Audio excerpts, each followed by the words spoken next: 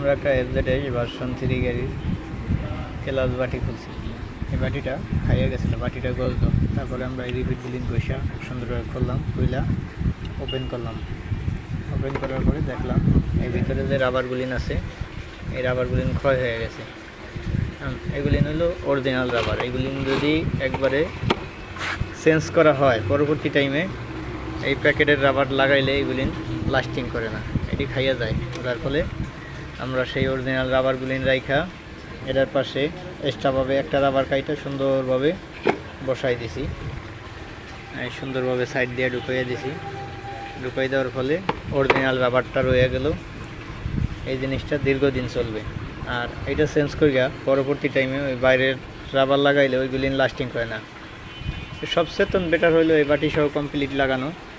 তাই কমপ্লিট লাগানো তো ব্যয়বহুল খরচ করিয়া যায়। যার ফলে আমরা এটারে বাটিটারে সুন্দরভাবে মডিফাই করিয়া তারপরে কাজ করে দিলাম।